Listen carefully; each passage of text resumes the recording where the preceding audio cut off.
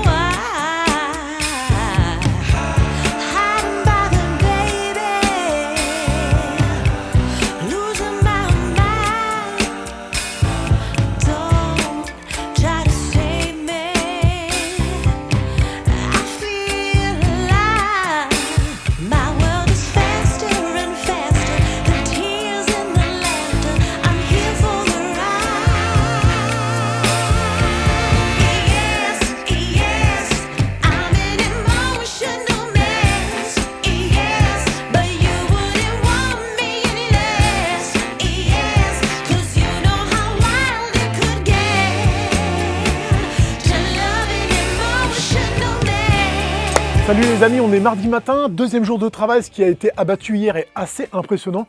Mais on était 3 et pour empiler les tuiles, c'était vraiment bien. Je suis content parce que j'ai réussi à valoriser des tuiles qu'on avait empilées de l'autre côté. J'ai vendu 50 centimes et c'est bien cool parce que ça paye des petits trucs sur le chantier et comme on se fait chier à les empiler. Et ben, ça fait vraiment plaisir. Je te montre une vue ici, je trouve qu'elle est assez sympa. On est sur le toit qui est complètement ouvert avec le travail de l'autre côté de charpente qu'on voit qui est tout mignon. Et ça fait vraiment plaisir de le voir. Ce qu'on a fait hier, je vais te le montrer aujourd'hui un peu en détail. Et notre petite semelle ici, on a repris un peu de maçonnerie droite pour pouvoir monter 1 ou 2 rangs de parpaing aujourd'hui et pour pouvoir poser un bout de bois pour faire sablière et la continuité du toit. Le toit, la décision est prise, on va le tirer droit de haut en bas. Ça ne sert à rien de refaire un petit décroché ici. Je vais gagner un tout petit peu de hauteur dans la seule pièce qui va être aménagée, qui va être ici, qui va être une sorte de mezzanine. Tu vas voir tout ça au fil du chantier de l'extrême. J'espère que tu vas t'abonner et que tu vas voir du début jusqu'à la fin ce chantier. Ça peut être vraiment cool de suivre de A à Z. Donc hier en plein jour avec le petit laser en croix, tu vois pas bien, donc j'ai pas pu faire vraiment des beaux niveaux. On s'est débrouillé mais c'était pas terrible. Donc ce matin j'ai sorti un gros laser comme ça, tu vois, c'est vraiment un laser de terrassement. Je sais pas si tu connais ça. Ça s'utilise avec une pige comme ça. Tu vois là je l'allume, il va se mettre de niveau tout seul, il va tourner. Et ensuite avec une pige qui est à côté, qui va venir taper à l'intérieur de cet écran là, et bien après partout où je vais poser, tu vois, il va me dire descendre ou monter et je sais si je suis plus bas ou pas. Et donc ce qu'on a fait, bah, c'est pas mal. On a quoi? On a un petit demi-centimètre sur 15 mètres, c'est vraiment correct. Donc aujourd'hui, pour aller plus vite, on va tirer un grand cordeau. On sait qu'on est à peu près plat, on va monter 1 ou 2 rangs de parpaing. Et puis on va faire surtout, ça c'est la petite semelle dont je te parle. Hop, là-dessus on monte des parpaings. Ici on a de quoi poser notre sablière très solide, la vraie en bas, pour ce muret. Et là en fait ça va continuer en bois ici pour faire une sorte de petit appentis. On a nos 2 plots de béton que tu as vu aussi dans les autres épisodes, un ici et un là-bas. Et c'est là que je suis en train de fabriquer 2 poteaux en bois qui vont avoir des entrées qui viennent en travers et qui viennent se prendre le long du mur dans un autre morceau de bois et qui vont supporter notre charpente. Ce qui fait qu'on va avoir un seul grand pan de toiture, d'en bas jusqu'en haut, ou plutôt d'en haut jusqu'en bas. Et il y aura un petit endroit qui va être couvert dehors qu'on pourra barder plus tard pour ranger les vélos, la mobilette, le barbecue. Tout ce que tu veux en fait. C'est parti, on continue, je te reprends plus tard.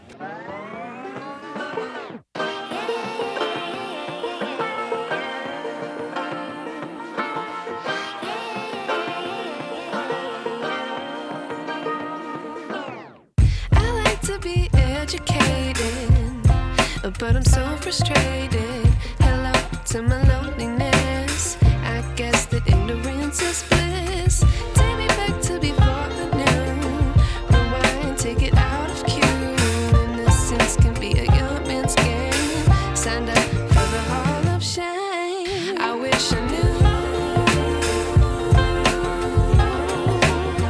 how much I miss not knowing that we're all screwed when we play our roles and ignore the problems.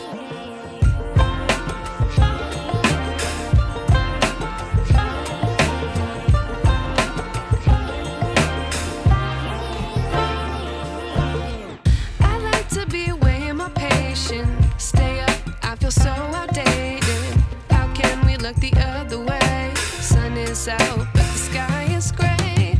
What would happen if I took a chance? It's always hard at first glance. I don't wanna, but I know I gotta do it.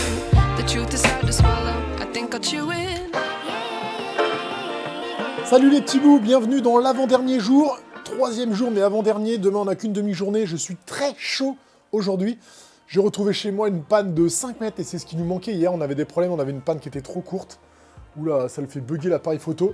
Je te montre un petit peu où on en est, je te fais le tour du chantier. Là, on a Thomas qui prépare le feu, c'est le petit café ce matin. Et on brûle tous nos chevrons qui sont pleins de pointes, donc je veux pas couper ça avec ma scie pour pas abîmer ma scie. Et le fait d'avoir mis une petite plaque en tôle en dessous, ça nous permet de ramasser les pointes après et qu'elles traînent pas dans le jardin. Voilà où on en est ce matin et ce qu'on va faire aujourd'hui. Je vais te montrer. Là, on avait un problème, c'était cette panne qui était trop courte, les 4 mètres ne correspondaient pas. Et donc là, j'en ai retrouvé une de 5 mètres chez moi, c'est génial. Coupe en sifflet, on va la faire dépasser. On a notre départ là-bas, à droite. Je vais te montrer ça. Là, c'est la panne de 5 mètres que j'ai retrouvée, tu vois, c'est toujours pareil. 7,5, 225. Ici, on a notre départ. Je sais pas si tu le vois, on a le cordeau qui est ici. Et qui monte jusqu'au fêtage. Là, on est droit, on a fait la règle du 3, 4, 5. 4 mètres sur la sablière, 3 mètres sur le cordeau, 5 mètres entre les deux, c'est OK. Ça nous fait notre départ, on peut couper ici, couper là-bas, mesurer et s'arrêter à 15 mètres. Au total, on a 15 mètres de couverture parfait des deux côtés. Ce matin, moi, ce que je vais faire, c'est que je vais fixer la sablière qui est ici en haut, la couper au bout. Thomas, il va s'occuper de la panne qui est là-bas. On va poser déjà les chevrons du bas. Comme ça, ça va déjà nous redonner le moral. On va voir visuellement que ça a avancé. Et ensuite, les chevrons du haut viendront se poser sur les chevrons du bas. Ce que je t'ai pas montré hier, que les gens ont suivi sur Instagram, et c'est vrai qu'il y a beaucoup de choses à suivre sur Instagram, je t'invite à aller voir, c'est que j'étais un peu triste et un peu déçu de mes entrées que je trouve beaucoup trop bas finalement. Tu vois, ici, ils sont à 1m60, tu vois, et du coup, tu es obligé de te baisser pour aller chercher, je sais pas moi, le bois de chauffage ou la mobilette que tu vas mettre là. Donc ça, je trouvais que c'était un peu pourri, mais pour l'instant, on le laisse comme ça parce qu'on est coincé par le temps. On doit mettre hors d'eau en une journée et demie. Donc on laisse et je ferai une modification certainement plus tard pour pouvoir passer debout dessous. Et j'espère que ces petites explications te conviennent. Je te fais une bise, on continue le boulot, je te filme tout ça et je te reprends plus tard.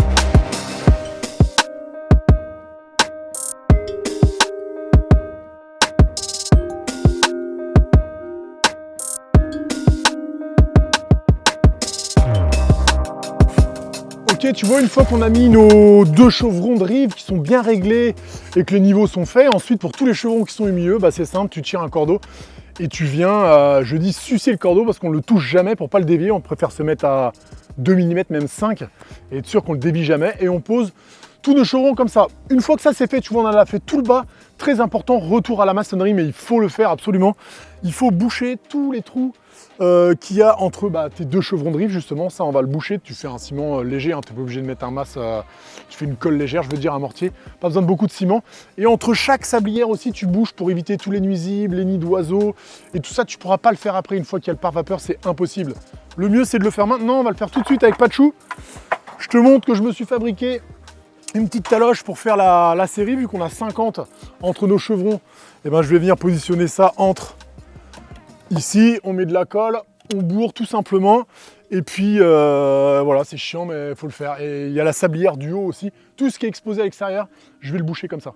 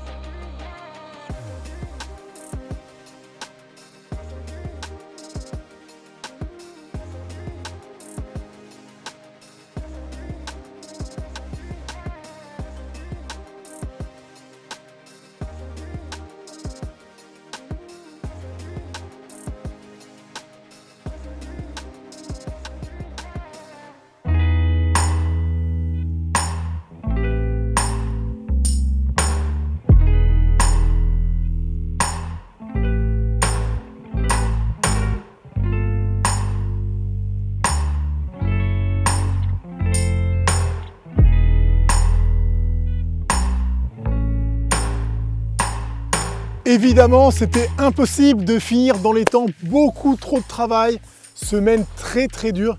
Je le répète, mais là, c'était une semaine qui était vraiment dure, faire beaucoup de maçonnerie, monter le mortier en haut, c'était très dur, les réglages sont difficiles, la maison est vraiment tordue.